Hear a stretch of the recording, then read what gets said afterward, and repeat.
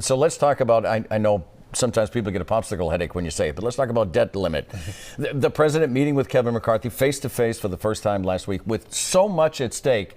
Will this go down to the wire and endangering effectively the entire economy and beyond? Well, first of all, the debt limit should never be politicized. When Donald Trump was president, I didn't agree with his policies and the bills that he accumulated, including a tax cut bill that added $2 trillion to our debt, and it went to billionaires and big corporations. So, but I voted to increase the debt ceiling because the alternative is to default on our bills, to not pay our bills, and that is ruinous to our economy. It is that simple. So we should be negotiating anything. This should be non-political. If you want to negotiate about spending priorities, that's the budget, and that's the appropriations process. But I think what Kevin McCarthy and others want is they want to try to negotiate cuts in Social Security and in Medicare and in veterans benefits. They don't want to touch defense. They don't want to touch the tax cuts, but they want to go after these other programs. You know what? They don't understand how much people rely on Social Security and Medicare. Right. And so if that's the price, no, we're not doing that.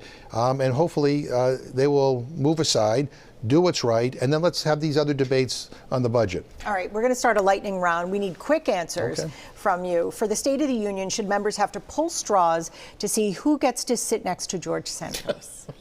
Yes. If Joe Biden decides not to run for re-election, who do you like?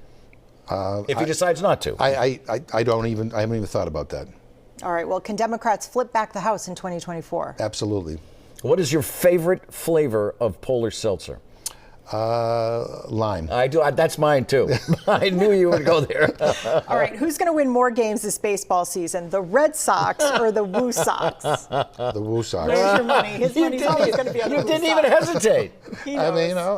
We love the Woo Sox. And so as we look ahead to not only the State of the Union, but the next 2 years, because obviously that's going to be a big segment of time. What do you think is going to happen in Washington that is going to reshape the next couple of years? What's going to be the big boulder that's to move uphill, to push downhill? Where?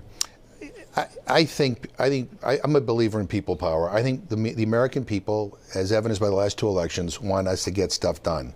They don't want to see the extreme carry the day. And I think I already feel it. I've talked to some of my Republican friends who are more moderate, who are already feeling the pressure from back home, saying the stuff you're doing is crazy. I mean, we do not want that. We want you to focus on bread and butter issues. We want you to help deal with inflation, lower gas prices. Please don't touch Social Security and Medicare. You know, make sure our veterans get what they need. I mean, do things that matter in our lives. And so I think the American people are their voices are going to get louder and louder and louder, and that's going to pressure Congress into moving away from the extreme. Congressman, it's always great to see you. It's good to be with you. Great to see you. Thanks for having me. Our thanks to Congressman Jim McGovern for sitting in